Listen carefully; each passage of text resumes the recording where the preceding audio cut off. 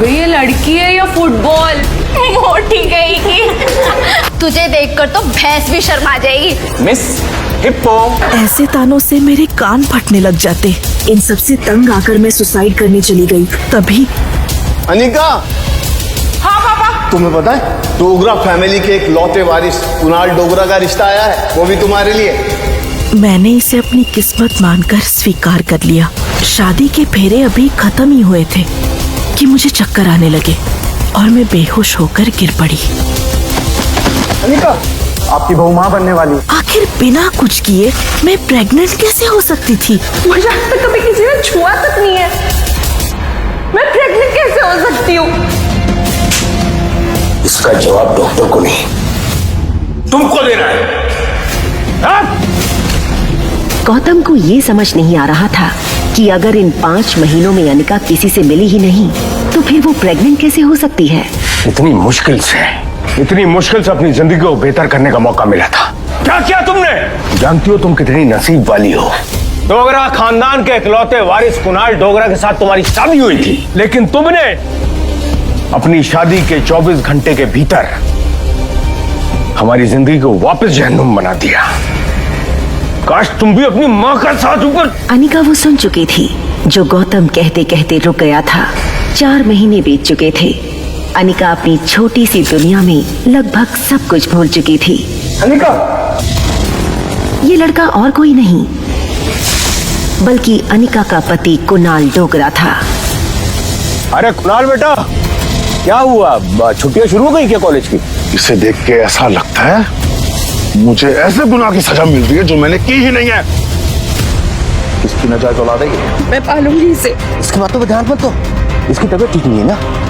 और रहा सवाल इस बच्चे का, तो इसके पैदा होते ही मैं इसे अनिका से दूर कर दूंगा।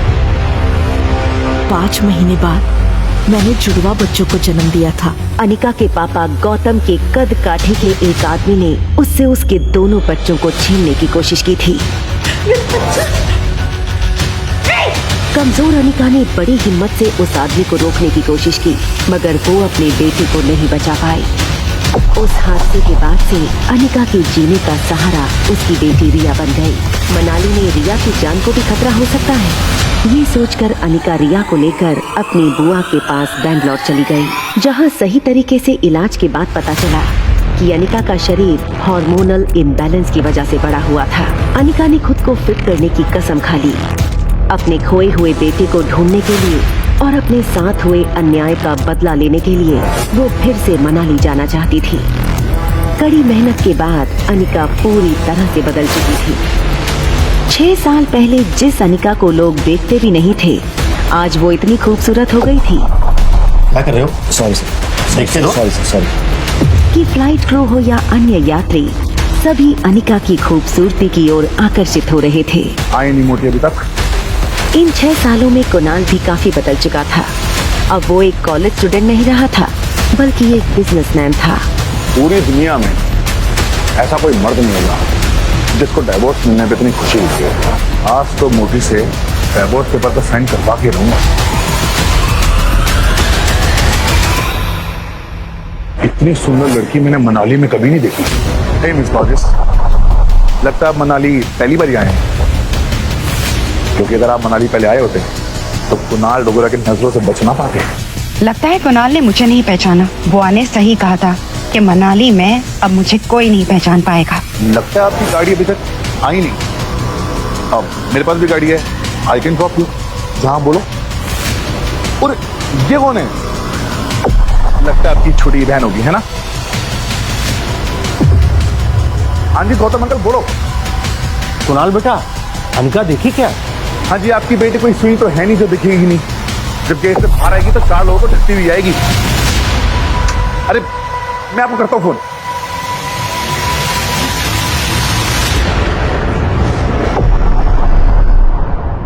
अपना नाम तो बताते जाइए। आपका नाम? अनिका। अनिका गुलेरिया।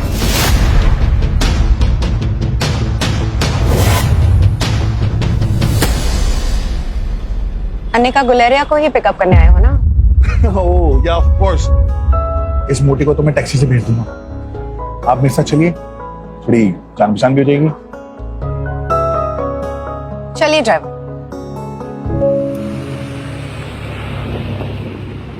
अरे राजू इधर आ। ये तो इस कार का पीछा कर और देखिए कहाँ रहती है, ठीक है? ओए सुन सुन सुन, पकड़ा मत जाइयो, ठीक है? ठीक है।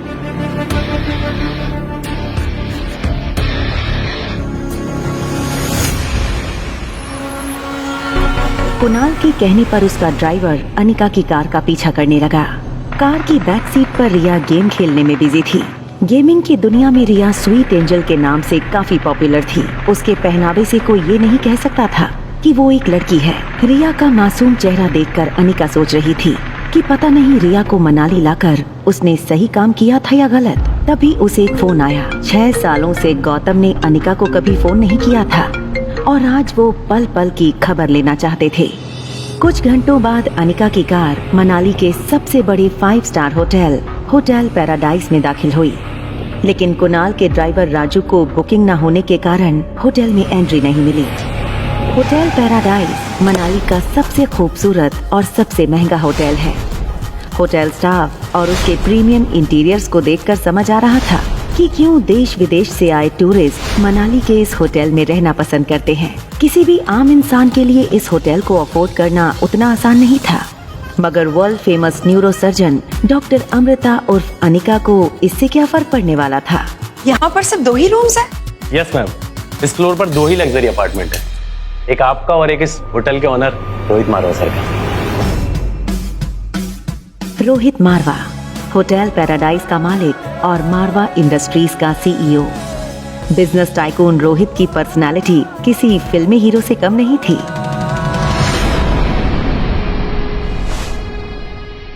रिया, कम ऑन, फ्रेश हो जाओ।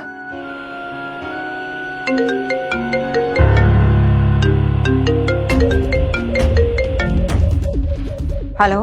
What kind of behavior is this, Anika? Kunal 2 घंटे तक तुम्हारा एयरपोर्ट पे वेट करता रहा, तुम उसके साथ आई क्यों नहीं? कहाँ हो तुम? बस अभी आ रहे।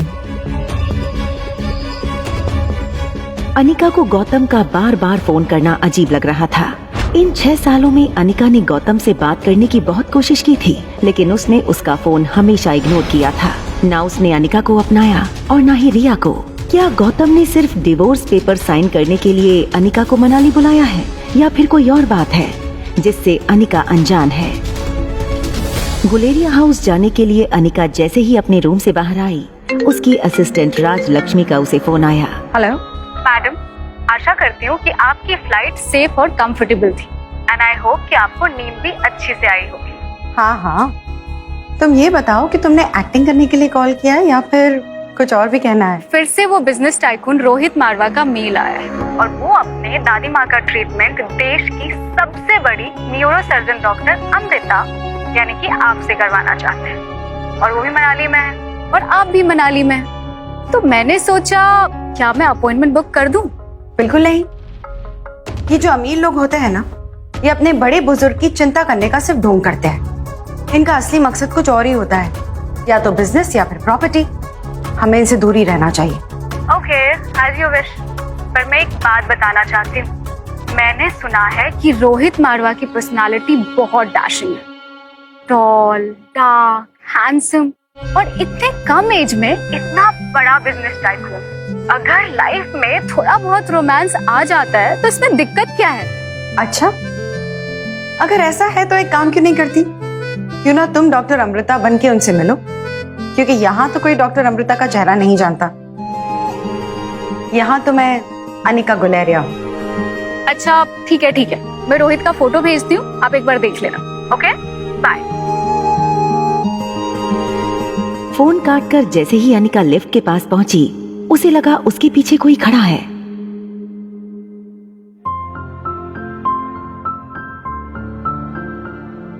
रिया, तुम? मम्मा जल्दी वापस आ जाएगी, ओके? और आते वक्त तुम्हारी फेवरेट चॉकलेट आइसक्रीम लाएगी।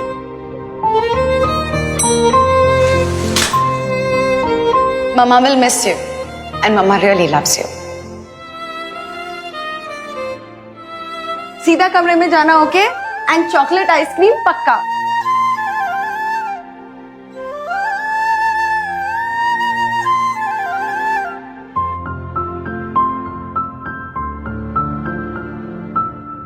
अनिका के जाते ही उसके सामने वाले रूम का दरवाजा खुला और किसी को ढूंढते हुए उससे बाहर आया होटल का मालिक रोहित मारवा।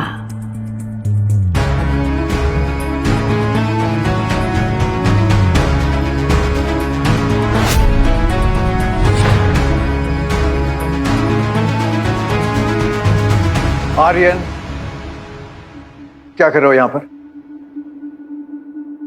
तुम्हें कितनी बार कहा है कि कमरा छोड़कर नहीं जाना है, स्टिल यू डोंट अंडरस्टैंड। कोई बात नहीं, चलो get back to your room. जिस लड़की को रिया समझकर कुछ ही पल पहले अनिका ने बात की थी, वो बच्चा रिया नहीं बल्कि आर्यन था। रोहित मारवा का इकलौता बेटा आर्यन, मारवा इंडस्ट्रीज का इकलौता वारिस। और इन सब में सबसे मजेदार बात ये थी कि रोहित का बेटा आर्यन और अनिका की बेटी रिया दोनों की शक्लें एक दूसरे से हूबहू मिलती जुलती थीं और रिया अभी भी अनिका के कमरे में सो रही थी। आर्यन आर्यन, ध्यान क्या है तुम्हारा? मुझे चॉकलेट आइसक्रीम चाहिए। ये सुनकर रोहित थोड़ा हैरान हो गया। हमेशा गुमसुम और गुपचुप रहने वाले आर्यन का बर्ताव आज रोहित को कुछ अजीब लग रहा था। आपको एक सेकंड, ये लिपस्टिक का मार्क।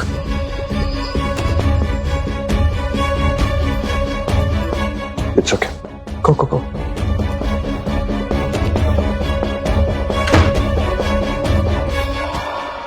हेलो, मुझे लिफ्ट के बाहर की सीसीटीवी फुटेज देखनी है अभी। फुटेज में रोहित ने जो देखा वो देखकर वो दंग हो गया। आर्यन एक ऐसा बच्चा था जो किसी अजनबी से तो दूर बल्कि रिश्तेदारों से भी ज्यादा बात नहीं करता था, न ही उसके पापा के अलावा किसी के साथ मिक्स होता था। लेकिन सीसीटीवी में आर्यन ने एक बिल्कुल अनजान औरत को अपने पास आने दिया, यहाँ तक कि उसे किस भी करने दिया। ये बात रोहित को बड़ी अजीब लगी। रोहित का पूरा गुस्सा अपने मैनेजर और गार्ड्स के ऊपर निकला। किसी अनजान लड़की को अपने बेटे के साथ यूं घुलता मिलता देख उसे गुस्सा आने लगा था। वो जानना चाहता था कि आखिर वो लड़की है कौन। दूसरी तरफ अनिका गुलेरिया हाउस पहुंची, जहां शानदार पार्टी चल रही थी। ये पार्टी थी कामिनी के बर्थडे की। कामिनी यानी अनिका की सौतेली छोटी बहन। ज्योति बुआ की बेटी प्रीति को यूं जमीन पर गिरा दे अनिका को उसके लिए बुरा लग रहा था। You know what, my love? मैं ना अगले साल मिस हिमाचल बनने वाली हूँ और उसके बाद मिस इंडिया। तुम्हें अभी भी लगता है कि तुम्हारी अनिका दीदी मुझसे ज्यादा खूबसूरत है? अनिका दीदी सबसे सुंदर है। ऑलराइट, एक काम कर लेते हैं, वोटिंग कर लेते हैं।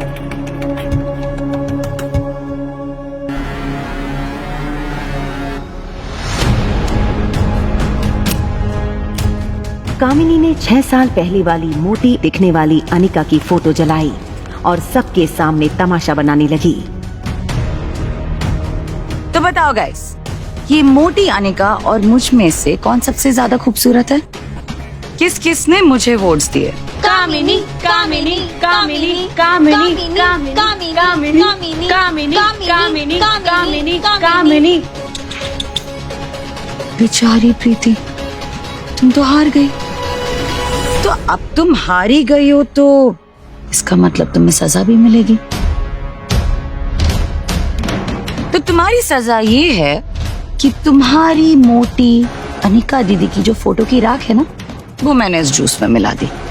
तुम्हें ज्यादा कुछ नहीं करना है, बस इसे पीना है ना? चल, be a good girl, no take a sip, come on come on come on come on.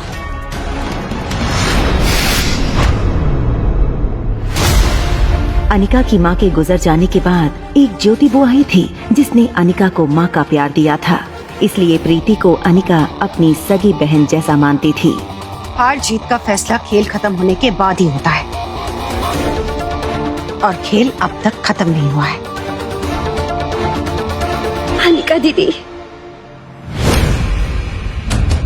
so happy to see you. Anika, अरे यार, ये अनिका तो कितनी खूबसूरत हो गई है। OMG, ये तो किसी फिल्म की हीरोइन जैसी लगती है यार। She looks so gorgeous and sexy. चलो, जीत किसकी हो गई ये तो पता चल गया। अब सजा जो तय हुई थी वो पूरी कर ली।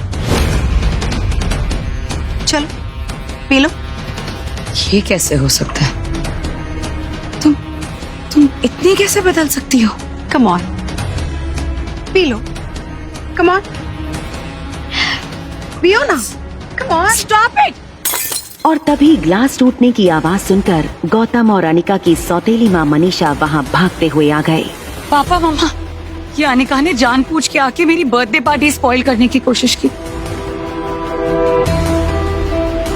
मैंने तो सिर्फ इससे इतना पूछा कि इसने अपना वजन कैसे घटाया, तो मुझसे कहने लगी कि मैं तुमसे कई ज्यादा खूबसूरत हूँ और तुम्हारी औकात ही क्या है मेरे सामने। डिवोर्स पेपर पर साइन करने के लिए तुम्हें इतनी ड्रामेबाजी करने की जरूरत नहीं। अभी अंदर चलो, मुझे तुमसे बात करनी है।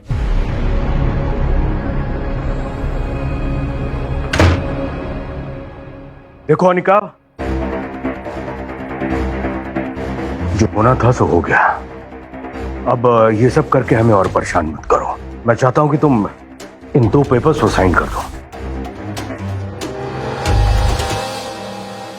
पर मैं यहाँ तो सिर्फ डिवोर्स पेपर्स पर साइन करने आई हूँ। ये दूसरा पेपर? तुम्हारी नई मम्मी और मैं चाहते हैं कि तुम्हारे डिवोर्स के बाद कामिनी और कुणाल की शादी हो जाए। और कुणाल को भी शादी से कोई एतराज नहीं है, और कामिनी तो उसे पहले से ही पसंद करती है। लेकिन कुणाल के दादाजी ये चाहते हैं कि वो तुम्हारी माँ के गुजरने के बाद जो फार्मा कंपनी तुम्हारे नाम पर हो गई थी, मैं चाहता हूं कि वो तुम शादी के तोहफे के रूप में अपनी बहन को कंपनी दे दो। मैंने पेपर रेडी कर लिए, बस तुमको साइन करना है। अनिका ये सुनकर कुछ देर गौतम की ओर देखती रही। वो कभी सोच नहीं सकती थी कि डोगरा खानदान के साथ रिश्ता बनाए रखने के लिए उसके पापा इतना नीचे गिर सकते हैं।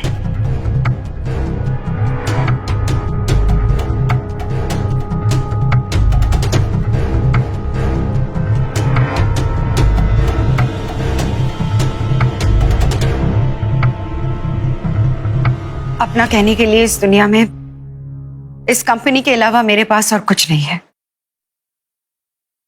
ये मेरी मां की आखिरी निशानी थी जो उन्होंने मुझे दी थी। माफ कीजिएगा, मैं ये कंपनी कामिनी को नहीं दे सकती।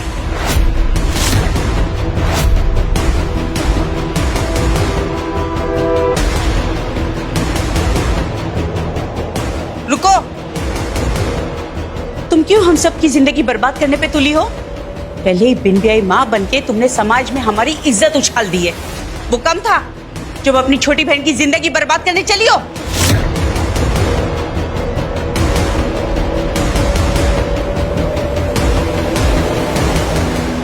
तुम्हें क्या लगता है तुम इन कंपनी पेपर्स पे साइन नहीं करोगी तो कुणाल मुझसे शादी नहीं करेगा? वहम है तुम्हारा। कुणाल मुझसे इसीलिए शादी करना चाहता है क्योंकि उसे मैं पसंद हूँ, not because of your factory. तुम्हें ये बात बर्दाश्त नहीं हो रही क्योंकि तुम मुझसे बचपन से लेके आज तक चलती जो आ रही हो। कौन किससे जलता है ये तो तुम्हें बाहर ही पता चल गया था। How dare you. कुछ किलो वजन क्या घटा लिया, तुम्हारी जुबान भी हल्की हो गई। एक बात ध्यान में रखना, कल भी मैं तुमसे बहुत ज्यादा सुंदर थी और हमेशा तुमसे ज्यादा सुंदर रहूंगी। दिखने में भी तुमसे आगे और पढ़ने में भी। और वैसे भी कुछ सालों में तो मैं डॉक्टर बन जाऊंगी, तो चांस ही नहीं है कि कुणाल मुझ जैसी लड़की को छोड़कर तुम्हारे पास आए। ठीक है,